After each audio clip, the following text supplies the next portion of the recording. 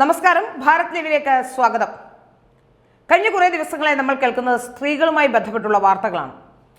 സ്ത്രീകൾക്ക് വലിയ രീതിയിൽ പ്രാധാന്യം നൽകുന്നു, അല്ലെങ്കിൽ അത്തരത്തിൽ ഇനിയുള്ള മഹിളാ ന്യായ പദ്ധതി എന്നൊരു പദ്ധതിയൊക്കെ പ്രഖ്യാപിച്ചുകൊണ്ട് രംഗത്ത് വന്നിരിക്കുന്നത് രാഹുൽ ഗാന്ധിയാണ്.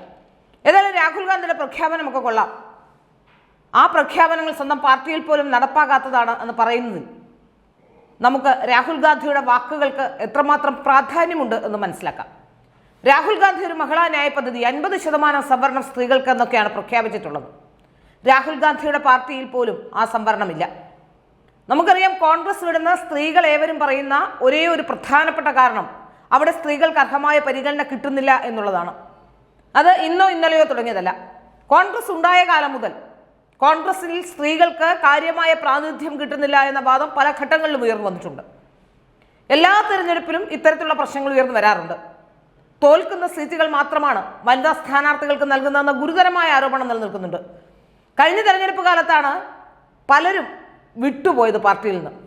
നമുക്കറിയാം, ആദ്യം കോൺഗ്രസിൽ നിന്ന് വിട്ടുപോയത് ശോഭന ജോർജ് ആയിരുന്നു. ശോഭന ജോർജും ഇതേ കാര്യം തന്നെ പറഞ്ഞുകൊണ്ടാണ് പുറത്തേക്ക് പോയത്. അതിനുശേഷം പിന്നീട് ലതിക സുഭാഷ്. ശോഭന ജോർജിനെ സംബന്ധിച്ചിടത്തോളം ശോഭന ജോർജിന് ചിലപ്പോഴെങ്കിലും ചില കാലഘട്ടങ്ങളിലെങ്കിലും വലിയ പ്രാതിനിധ്യം കിട്ടിയിരുന്നൊരു നേതാവാണ്. പക്ഷേ ലതിക സുഭാഷിനെ സംബന്ധിച്ചിടത്തോളം വളരെ പ്രഗത്ഭയായ ഒരു നേതാവായിരുന്നു, വളരെ മാന്യതയുള്ള വ്യക്തിത്വമുള്ള ഒരാളാണ്. അങ്ങനെ ഒരു ലതിക സുഭാഷിനെ സംബന്ധിച്ചിടത്തോളം, അങ്ങനെ ഒരു സ്ത്രീയെ സംബന്ധിച്ചിടത്തോളം അവർക്ക് അർഹമായ പരിഗണന കിട്ടിയില്ല. അവരെ മലമ്പുഴയിൽ കൊണ്ടു നിർത്തി തോൽപ്പിക്കുകയും VS അച്യുതാനന്ദൻ മോശം പരാമർശം നടത്തുകയും ഒക്കെ ചെയ്തതുമായി ബന്ധപ്പെട്ടൊക്കെ നമ്മൾ കേട്ടതും കണ്ടതുമാണ്. അതിനുശേഷം അവർക്ക് അർഹമായ ഒരു പ്രാതിനിധ്യവും കിട്ടിയിട്ടുമില്ല. തിരുവനന്തപുരത്ത് വെഞ്ഞാറമൂടുള്ള ഒരു വനിതാ നേതാവ് രമണി പി നായർ അവർ രാഷ്ട്രീയ പ്രവർത്തനം തന്നെ അവസാനിപ്പിച്ച അവസ്ഥയിലാണ്. അങ്ങനെ BJPയുമായി തുലനം ചെയ്ത് നോക്കുകയോ അല്ലെങ്കിൽ CPMുമായി തുലനം ചെയ്ത് നോക്കുകയോ ഒക്കെ ചെയ്യുമ്പോൾ CPMൽ അത്ര കണ്ട് വനിതാ പ്രാതിനിധ്യമില്ലെങ്കിലും ആർക്കെങ്കിലുമൊക്കെ സീറ്റ് നൽകാറുണ്ട്. ആ പിണറായിക്കും അപ്പുറം വളർന്നാൽ മാത്രമേ അവിടെ ഒരു വലിയ തരത്തിലുള്ള വെട്ടിനിരത്തിലുള്ളൂ. സ്ത്രീകളോടുള്ള സമീപനത്തിൽ CPMും കാര്യമായ വ്യത്യാസമൊന്നുമില്ല. നമുക്കറിയാം, സുശീല ഗോപാലിനെയും ഗൗരിയമ്മയും ഒക്കെ മുഖ്യമന്ത്രിയാക്കുമെന്ന് പറഞ്ഞ് നടന്നവരാണ് CPMുകാർ. ഇവിടെ കേരളത്തിൽ മാത്രമാണ് ഇതുവരെ ഒരു വനിതാ മുഖ്യമന്ത്രി ഭരിക്കാത്തത്. നമ്മളേവരും പറയുന്നത് വിദ്യാഭ്യാസവും വിവരവും സംസ്കാരവും ഒക്കെ കൂടുതലുള്ളവരാണ്. ഇത് കേരളമാണ്, എന്തെങ്കിലും മിണ്ടിപ്പോയാൽ പറയുന്നൊരു കാര്യമാണ് ഇത് കേരളമാണെന്ന്. എന്ത് കേരളം? മറ്റുള്ള സംസ്ഥാനങ്ങളിലെ സ്ത്രീകളെ സംബന്ധിച്ചിടത്തോളം അതിലും എത്രയോ മുൻപന്തിയിൽ, കഴിവിൻ്റെ കാര്യത്തിലാണെങ്കിലും വിദ്യാഭ്യാസത്തിൻ്റെ കാര്യത്തിലാണെങ്കിലും സംസ്കാരത്തിൻ്റെ കാര്യത്തിലാണെങ്കിലും ഒക്കെ മുൻപന്തിയിൽ നിൽക്കുന്ന അഭ്യസ്തവിദ്യരായ സ്ത്രീകളുള്ള സംസ്ഥാനമാണ് കേരളം. എന്തുകൊണ്ടാണ് കേരളത്തിലൊരു വനിതാ മുഖ്യമന്ത്രിയെ പ്രഖ്യാപിക്കാൻ, അല്ലെങ്കിൽ ഒരു വനിതാ മുഖ്യമന്ത്രിക്ക് ഇടം ഇല്ലാതായിപ്പോയത്?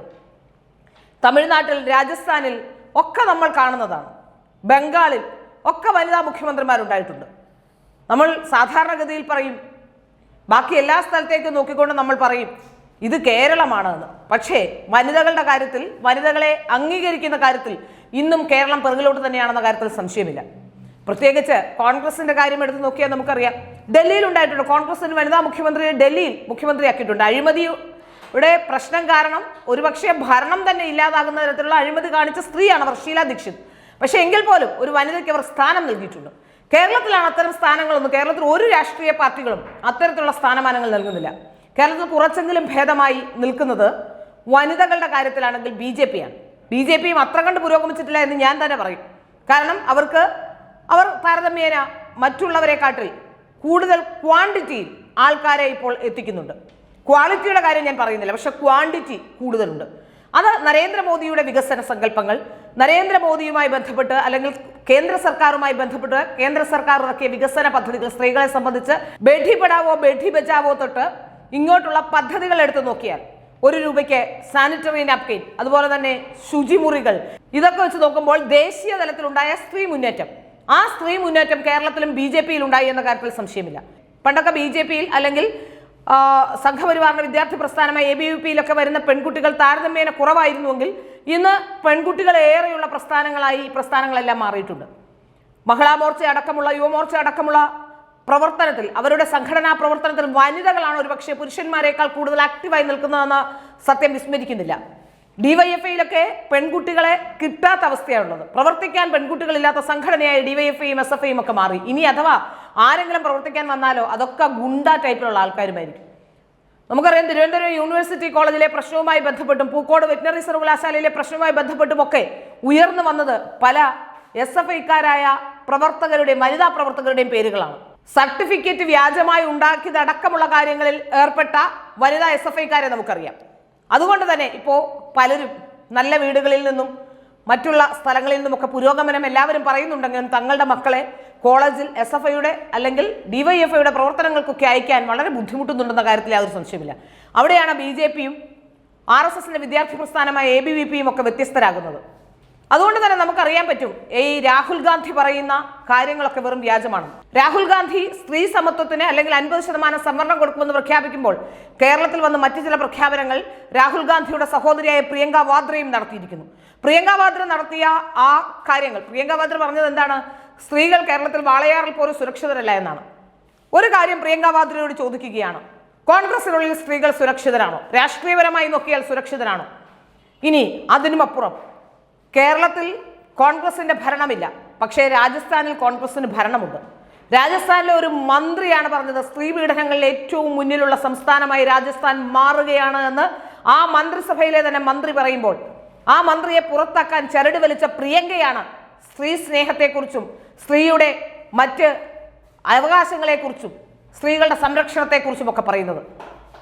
ആദ്യം സ്വന്തം പാർട്ടിയിലെ സ്ത്രീകൾ, നമുക്കറിയാം ഈ തെരഞ്ഞെടുപ്പ് പ്രഖ്യാപിച്ചു കഴിഞ്ഞപ്പോൾ ക്ഷമാ മുഹമ്മദ് വളരെ കഷ്ടപ്പെട്ട് അറിയാത്ത മലയാളത്തിൽ വളരെ ബഹളം വെച്ച്, അതായത് പിടിച്ചു നിൽക്കാൻ സബ്സ്റ്റൻസ് ഒന്നും ഇല്ലാത്തത് കൊണ്ട് തന്നെ ബഹളം വെച്ചും അലറി വിളിച്ചും ചന്തയിൽ കടന്ന് ബഹളം വെക്കുന്ന പോലെ ബഹളം വെച്ചുമൊക്കെയാണ് ആ സ്ത്രീ കോൺഗ്രസിനെ പ്രതിരോധിക്കാൻ ഇറങ്ങുന്നത്. ഒന്നും പ്രതിരോധിക്കാനില്ലാത്തപ്പോൾ പോലും വെറുതെ ബഹളം വെച്ചും അലറി വിളിച്ചും എതിരാളികളെ തെറി വിളിച്ചുമൊക്കെ ആ മഹിള വലിയ രീതിയിൽ സോഷ്യൽ മീഡിയയിലും അതുപോലെ ചാനൽ ചർച്ചകളിലും ഒക്കെ നിറഞ്ഞു നിൽക്കുന്നുണ്ട്. അവർക്കും ഇത്തവണ സീറ്റ് കിട്ടിയില്ല. അവർ വളരെ ഖേദത്തോടു കൂടി പറയുന്നുണ്ട് അവർക്ക് സ്ത്രീകൾക്ക് സ്റ്റേജിൽ പോലും അവസരം കിട്ടുന്നില്ല എന്ന്. പത്മജ വേണുഗോപാൽ പാർട്ടി വിടാനുണ്ടായ സാഹചര്യത്തെക്കുറിച്ച് നമുക്ക് ഏവർക്കും അറിയാം. അപ്പോൾ ഇങ്ങനെ സ്ത്രീകളെ തീരെ പരിഗണിക്കാത്ത രാഹുൽ ഗാന്ധി സ്ത്രീകൾക്ക് 50% സംവരണം നൽകുന്നു എന്ന് പറയുമ്പോൾ സാധാരണഗതിയിൽ രാഹുൽ ഗാന്ധിയുടെ വാക്കുകൾ ആരും വിശ്വസിക്കില്ല. നമുക്കറിയാം ഏറ്റവും വിശ്വാസ്യത കുറഞ്ഞ നേതാവായി രാഹുൽ ഗാന്ധി മാറി എന്നുള്ളത് യാതൊരു സംശയമില്ലാത്ത കാര്യം തന്നെയാണ്. എന്നാൽ നരേന്ദ്രമോദിയുടെ വാക്കുകളെ ജനങ്ങൾ വിശ്വസിക്കുന്നുണ്ട്. അതുകൊണ്ടാണ് സ്ത്രീകൾ ഒറ്റക്കെട്ടായി നരേന്ദ്രമോദിയുടെ പിന്നിൽ അണിനിരക്കുന്നത്. നമുക്കറിയാം BJPയുടെ ഏത് പരിപാടി എടുത്ത് നോക്കിക്കോളൂ, കേരളത്തിലടക്കം ഭരണമില്ലാത്ത സംസ്ഥാനങ്ങളിൽ നോക്കിക്കോളൂ, അവിടെയൊക്കെ സ്ത്രീകളുടെ വലിയ പ്രാതിനിധ്യം നമുക്ക് കാണാൻ കഴിയും. എന്നാൽ ഇവിടെ നിങ്ങൾ LDFകാർ സ്ത്രീകളെ ഇറക്കുന്നത് തൊഴിലുറപ്പ് പദ്ധതിയുടെ പേര് പറഞ്ഞും ഭീഷണിപ്പെടുത്തിയുമാണെന്ന കാര്യത്തിൽ യാതൊരു സംശയവുമില്ല. ഈ ഒരു തരത്തിലുള്ള ഭീഷണിയുമില്ലാതെ സ്വമനസാലെ സ്ത്രീകൾ പ്രവർത്തിക്കാൻ BJPയിലേക്ക് വരുന്നു എന്നുള്ളത് വളരെ പ്രധാനപ്പെട്ട കാര്യം തന്നെയാണ്. അതുതന്നെയാണ് BJPയുടെ വിജയരഹസ്യമെന്ന് പറയാതിരിക്കാൻ കഴിയില്ല. ഏതായാലും രാഹുൽ ഗാന്ധി ഇനിയും സ്ത്രീകളെ പൊട്ടരാക്കരുത്. രാഹുൽ ഗാന്ധി മാത്രമല്ല പ്രിയങ്ക വാദ്രയോടും ഒന്നേ പറയാനുള്ളൂ, ഇനി ഈ സ്ത്രീകളാരും നിങ്ങൾ പറയുന്നത് വിശ്വസിക്കില്ല. നിങ്ങളുടെ വാക്കുകൾ വെറുതെയാണെന്ന് ഇവർക്കൊക്കെ ബോധ്യമായി കഴിഞ്ഞിരിക്കുന്നു. ഏതായാലും രാഹുൽ ഗാന്ധിയുടെയും പ്രിയങ്ക വാദ്രയുടെയും സ്ത്രീ പ്രേമം വെറും കപടമാണ് എന്ന് മനസ്സിലായി കഴിഞ്ഞു. ഇനി സോണിയാഗാന്ധിയും അതുപോലെ തന്നെ പ്രിയങ്ക വാദ്രയും മാത്രമാണ് കോൺഗ്രസ് പാർട്ടിയിലുള്ള 2 സ്ത്രീകൾ. അതും നെഹ്റു കുടുംബത്തിന്റെ പിന്മുറക്കാരായതുകൊണ്ട് മാത്രം നിലനിൽക്കുന്നതാണ്. ചിലപ്പോൾ പക്ഷേ അടുത്ത തെരഞ്ഞെടുപ്പിൽ ഇവർ രണ്ടുപേരും BJPക്ക് വേണ്ടി മത്സരിക്കുമോ എന്ന് പോലും അറിയില്ല.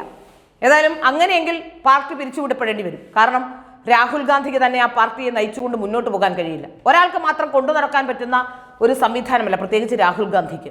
അതുകൊണ്ട് രാഹുൽ ഗാന്ധി ഈ പറയുന്ന എല്ലാ കാര്യങ്ങളും വ്യാജമാണെന്ന് കേരളത്തിലെ സ്ത്രീ വോട്ടർമാർ മനസ്സിലാക്കി കഴിഞ്ഞു. ഇനി ഗിമ്മിക്ക് കൊണ്ടൊന്നും കാര്യമില്ല എന്നാണ് പറയാനുള്ളത്.